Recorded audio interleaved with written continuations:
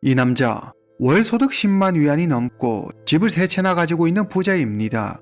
부모님을 모시고 사는 어려운 결정을 해준 고마운 아내와 사랑스러운 두 아들, 불을 물려준 부모. 남 부러울 것 없어 보이는 그가 하루아침에 6명을 살해하고 살인자가 됩니다. 그것도 자기 가족을 말이죠. 충격적인 폐륜 범죄에 중국인들은 경악하고 전혀 그럴 이유가 없어 보이는 그가 대체 왜 가족을 죽였는지 그 이유에 대해 온갖 추측이 난무하는데요. 오늘은 중국 전역을 떠들썩하게 했던 베이징 다싱 멸문 사건에 대한 이야기입니다. 오늘 이야기 시작합니다. 2009년 11월 27일 오후 4시 베이징 다싱구 경찰서에 전화벨이 울립니다. 청성아파트 202호에 사람이 죽었어요. 잠시 후 신고를 받은 경찰이 현장에 도착합니다. 집안은 그야말로 아비규환, 지옥을 방불케 했죠. 온 사방에 피가 흥건했고 방마다 사람들이 피범벅이 된 채 쓰러져 있었는데 리한차오, 그의 아내 샹거화, 며느리 왕메이링, 딸 리찬, 큰손자 리츠헝, 작은손자 리밍양 이렇게 일가족 6명이 모두 살해된 채 발견됩니다. 이들의 경부와 복부 등에서 예리한 흉기에 의한 것으로 보이는 상처가 다수 관찰되었으며 부검 결과 사인은 과다출혈이었습니다. 이들의 상태 등으로 볼 때 사망한 지 최소 4일에서 5일은 지난 것으로 추정되죠. 방과 거실 바닥은 모두 피로 붉게 물들어 있었는데 범행 흔적을 지우기 위해 거실 바닥을 청소하려고 했는지 피를 닦담한 흔적들이 있었습니다. 다툰 흔적은 있었지만 현관문과 창문 등의 외부 침입 흔적이 없는 것으로 보아 외부인의 소행은 아닌 것으로 보였죠. 범인은 가까이 있을 가능성이 높았습니다. 경찰은 누가 집에 침입했는지 아파트에 설치된 CCTV 영상을 확인합니다. 11월 24일 아침 8시 한 남성이 쓰레기통에 쓰레기를 버리고 아파트 단지를 빠져나가는 모습이 CCTV 영상에 찍혔습니다. 경찰은 사건 현장을 가장 먼저 발견하고 신고 전화를 한 피해자의 친척을 통해 남성의 신원을 확인합니다. 바로 이 집 리한차오의 장남 29세 리레이였습니다. 가족들이 사망한 시간과 리레이가 집을 떠난 시간이 거의 일치했죠. 경찰은 리레이를 주요 용의자로 지목하고 그의 행적을 추적합니다. 사건 발생 3일 후 리레이는 심천에서 잠시 머문 뒤에 하이난 산야로 갔습니다. 베이징 경찰은 하이난 경찰에 긴급 수사 협조를 요청합니다. 11월 28일 저녁 6시경 산야 경찰은 호텔에서 쉬고 있는 리레이를 체포합니다. 리레이는 경찰에 아무 저항 없이 순순히 체포되죠. 그는 처음에는 모르는 일이라며 자신과 가족의 죽음은 아무 상관이 없다고 주장합니다. 조사 내내 그는 뭐가 그렇게 신나고 재미있는지 웃음을 멈추지 못하죠. 2시간이 넘는 조사 끝에 리레이는 결국 자신의 범행을 인정합니다. 리씨 가족은 얼마 전 600만 위안 상당의 거액의 재개발 보상금을 받았습니다. 경찰은 이 보상금을 둘러싼 갈등 때문에 일어난 일일 거라고 추측했지만 리레이의 주장은 완전히 달랐습니다. 그럼 지금부터 리레이의 진술에 따라 사건을 재구성해 보겠습니다. 리레이 1980년 12월 3일 출생. 그는 베이징 다싱구의 한 농민 가정에서 태어났습니다. 아버지 리안차오는 베이징 사람이고 어머니 샹고화는 스촨 사람이죠. 리레이는 어린 시절 일에 바쁜 부모님을 대신해 할아버지 할머니 손에 자랐습니다. 초등학교에 들어가서야 부모님과 함께 살게 되죠. 이때 리레이는 자기보다 7살 어린 여동생 리찬을 처음 보게 됩니다. 리레이는 공부를 그렇게 썩 잘하는 편은 아니었습니다. 장난이 매우 심해 자주 말썽을 피웠는데요. 그때마다 아버지 리안차오는 리레이를 때리거나 집 대문에 거꾸로 매달아 놓았죠. 어릴 때부터 이런 일이 얼마나 많았는지 리레이는 맷집도 세고 웬만한 일에는 겁도 내지 않았다고 합니다. 중학교 2학년이 된 리레이는 학교를 그만둡니다. 아버지 리안차오는 학교를 그만둔 아들 때문에 자기 체면이 구겨졌다며 더 엄격하고 가혹하게 리레이를 대했죠. 17살이 되던 해 리레이는 아버지에게 머리를 세게 한 대 맞습니다. 그때 그는 처음으로 가족을 모두 죽여버리겠다는 생각을 했다고 하죠. 리레이의 마음속에 원한이 쌓여갔습니다. 이 일이 있고 난 후 리레이는 가족이 잠든 틈에 담을 넘어 집을 뛰쳐나옵니다. 그리고 시흥먼으로 가죠. 시흥먼은 베이징 시내와 가까우며 외지인이 많아 시끄럽고 복잡하기로 유명한 곳이죠. 리레이는 보온재료 공장 판매원으로 취직합니다. 생각보다 일이 적성에 잘 맞았던 리레이는 매달 높은 실적을 달성해 4,000위안의 월급을 받죠. 1997년 당시 중국 직장인들의 평균 월급이 537위안이었던 걸 보면 리레이가 얼마나 높은 월급을 받았는지 알 수 있습니다. 일이 고단하고 힘들기는 했지만 리레이는 이때가 살면서 가장 행복했다고 하죠. 1년 후 리레이는 지금까지 일해서 모은 돈을 가지고 집으로 돌아옵니다. 엄청나게 혼날 거라는 예상과 달리 리레이의 부모는 눈물을 흘리며 1년 만에 집에 온 아들을 반겨주었습니다. 리레이는 그동안 번 돈을 자랑하며 부모님에게 삐삐를 선물하죠. 이전에 엄격했던 모습은 사라지고 부모님은 처음으로 리레이를 따뜻하게 대해줍니다. 리레이는 태어나 처음으로 부모님의 따스한 시선을 마주하고 집이 주는 안정과 편안함을 느끼죠. 하지만 그것도 잠시. 리레이가 가진 돈이 다 떨어지자 언제 그랬냐는 듯 다시 예전으로 돌아가 리레이의 부모는 리레이를 욕하고 무시하기 일쑤였습니다. 리레이는 이렇게 살 바엔 그냥 집을 떠나는 게 낫겠다고 생각해 다시 시흥원으로 갑니다. 그리고 옷과 미용용품 등을 팔아 생활하죠. 리레이는 그곳에서 많은 친구들을 만나게 되는데 그의 친구들 말에 따르면 리레이는 장사에 탁월한 능력이 있었다고 합니다.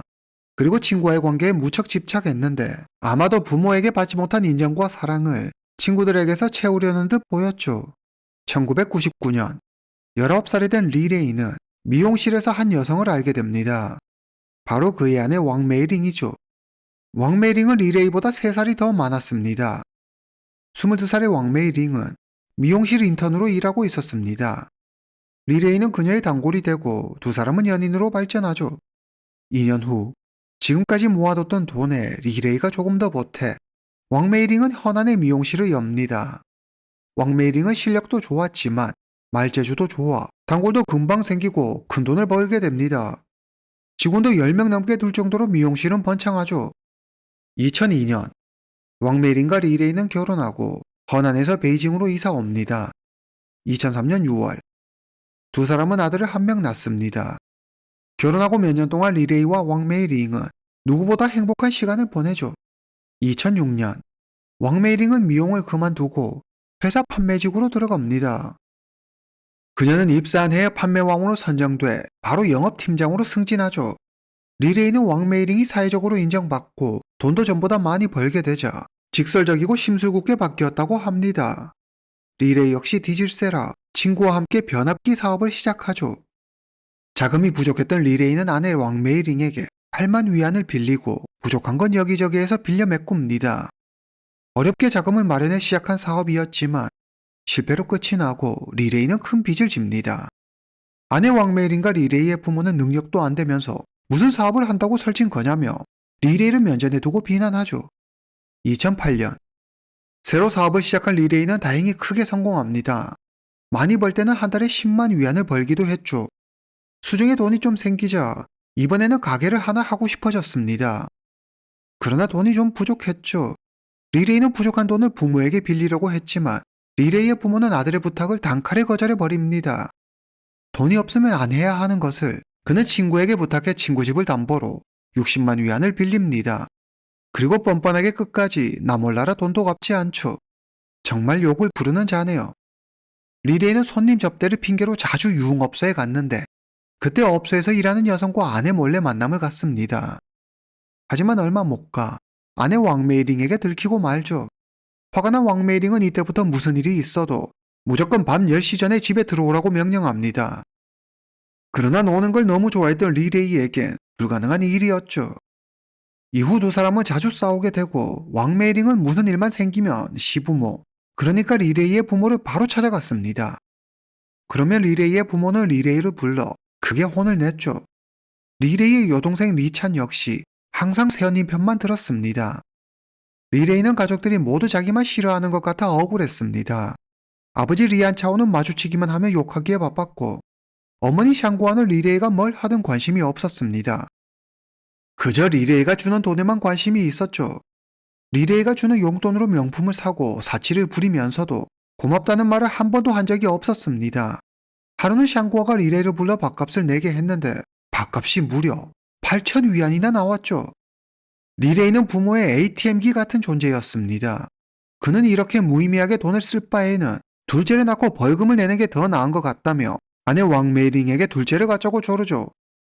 벌금도 내야 하고 아이들 키우느라 돈도 많이 들어간다며 부모에게 돈을 주지 않을 심산이었습니다. 2008년 리레이 부모는 둘째 아들을 낳습니다.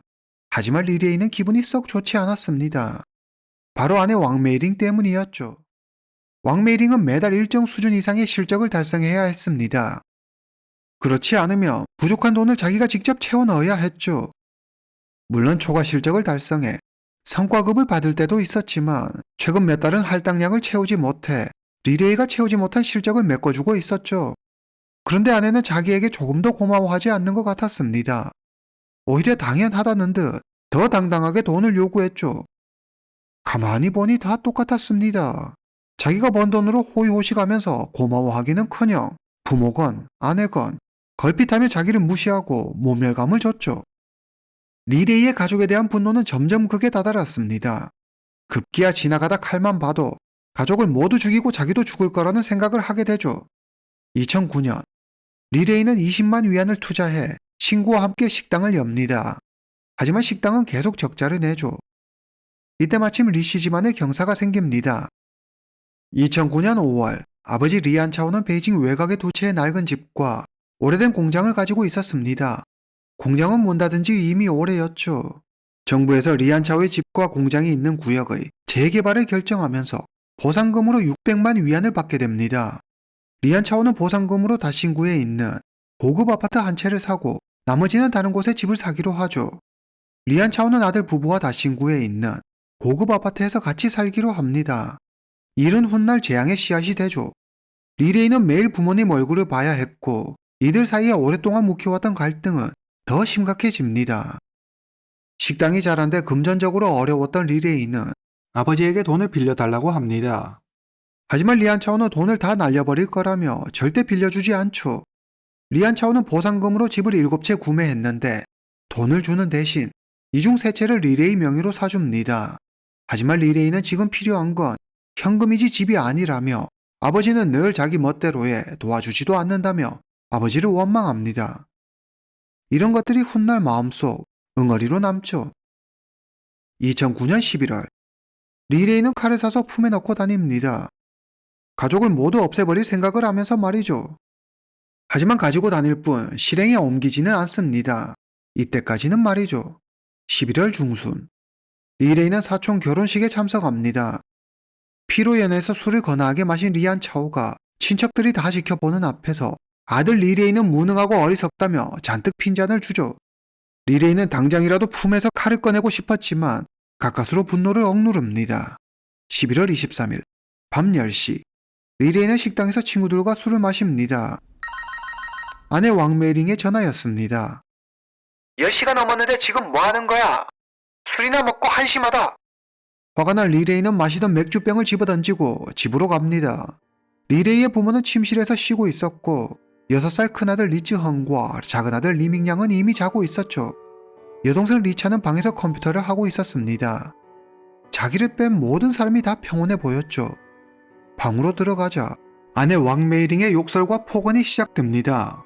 리레이도 지지 않고 불같이 화를 내죠. 그러다 왕메이링이 이번 달 실적을 채워야 한다며 5만 위안을 달라고 합니다. 리레이는 뻔뻔한 아내의 태도에 분노가 끓었습니다. 흥분을 가라앉히려 밖으로 나오려는데 웃기네. 돈이나 내놓을 것이지. 뒤에서 들려오는 아내의 목소리에 리레이는 그만 이성의 끈을 놓아버리고 늘 품에 가지고 다니던 칼을 꺼내 왕메이링을 찌릅니다. 갑작스러운 상황에 왕메이링은 그대로 바닥으로 쓰러지죠. 리레이는 피투성이가 된 아내를 바라보며 침대에 앉아 담배를 피웁니다. 그의 머릿속은 텅 빈 것처럼 새하얘졌죠. 이제 공포의 밤이 시작됩니다. 리레이는 동생 리찬의 방으로 갑니다. 그녀는 친구들과 메신저로 이야기하며 낄낄거리고 있었습니다. 리레이는 조금의 주저함도 없이 바로 동생을 찌르죠. 그리고 자기 방으로 돌아가려는데 뭔가 이상함을 눈치챈 리레이의 부모가 방에서 나옵니다. 부모님을 마주한 리레이는 빠르게 차례대로 두 사람을 처리하죠. 두 사람은 그대로 쓰러지고 리레이는 거실 소파에 앉아 담배를 피웁니다. 이 다음 차례는 어린 두 아들인데 마음이 좋지 않았죠. 이러지도 저러지도 못하는 사이 어느새 4시간이 흘렀습니다. 이내 리레이는 마음을 굳히죠. 리레이는 아이들 방으로 가 두 아들의 목숨을 빼앗습니다. 모든 것이 끝나자 그의 눈에서 눈물이 흘러내렸습니다. 리레이는 울분을 토하며 집안에 있는 가구와 전자제품 등을 모두 때려 부수죠. 이후 집을 청소하고 떠나려고 했지만 엄두가 나지 않아 중간에 포기하고 말죠. 다음날 리레이는 깨끗한 옷으로 갈아입고 친구와 함께 심천으로 여행 갑니다. 심천에 도착한 후 그는 경찰의 추적을 피하기 위해 줄곧 친구의 신분증으로 호텔에 투숙합니다. 11월 27일 두 사람은 버스를 타고 하이난 사냐로 향합니다. 리레이는 경찰에게 잡히는 건 시간 문제라고 생각해 현재를 마음껏 즐기죠. 그는 관광객처럼 맛집을 다니고 유흥을 즐기며 태연하게 시간을 보냅니다. 그러다 범행 5일 만인 11월 28일 사냐의 한 호텔 앞에서 결국 경찰에 체포됩니다. 리레이는 자신이 한 일에 대해 조금도 후회하지 않았습니다. 그 때문에 경찰은 리레이가 사이코패스일 거라고 생각했지만 검사 결과는 정상이었죠. 해당 사건이 언론을 통해 알려지자 인터넷에서는 갑론을박이 벌어집니다. 어떻게 자식까지 죽일 수 있냐는 의문이 쏟아졌죠. 처음 발견 당시 아버지 리안 차오와 아내 왕메이링의 몸에서 다른 피해자들에 비해 유난히 더 많은 칼에 찔린 상흔이 발견됐는데 경찰은 이를 분노의 흔적으로 보고 리안 차오와 왕메이링에게 상당한 원한을 가진 이의 소행일 것으로 추정했습니다. 리레이는 왜 유독 이 두 사람에게 원한이 깊었던 걸까요? 이들 이웃의 말에 따르면 리레이와 왕메이링의 작은 아들 리밍양이 사실은 아버지 리안 차오의 아들이라는 겁니다. 리레이의 아버지 리안 차오와 아내 왕메이링이 부적절한 관계를 맺었고 그 사이에서 낳은 아들이라는 거죠. 두 사람은 이 문제로 자주 다퉜고 이웃들은 이 문제로 크게 싸우는 리레이 부부의 소리를 자주 들었다고 했습니다. 시아버지와 며느리의 부적절한 관계, 그 사이에서 태어난 아이, 이 소문이 알려지자 중국인들은 아버지와 아내 살해를 의심한 리레이가 범행을 저지른 것으로 생각했습니다. 경찰은 이 소문의 진위와 범행 동기를 명확히 하기 위해 친자 확인 검사를 실시합니다. 그 결과 숨진 두 아들은 모두 리레이의 친자식이 맞았습니다. 즉 리레이는 멀쩡한 아버지와 아내를 의심해 자기 아이까지 죽이는 끔찍한 짓을 저지른 것이었죠. 2010년 8월 12일 베이징 제1중구민민법원에서 재판이 열립니다. 범행 이유를 묻는 검사의 질문에 리레이는 어릴 때부터 부모님은 날 사람 취급 안 했어요. 아내도 돈 문제로 끊임없이 날 괴롭혔고요. 어디에도 내 자리는 없었어요. 2010년 11월 15일 재판부는 리레이에게 고의살인 혐의로 사형을 선고합니다. 리레이는 항소하지 않습니다. 선고를 듣는 그의 얼굴은 무척 평온해 보였죠. 리레이에게 남겨진 재산은 약 800만 위안이 넘었습니다. 법원은 이를 친척에게 넘기고 공평하게 배분해줬죠. 2011년 9월 16일 리레이의 형이 집행됩니다. 형장으로 향하는 그는 시종일관 덤덤한 모습을 보였다고 합니다. 오늘 이야기는 여기까지입니다. 다음 시간에 뵙겠습니다.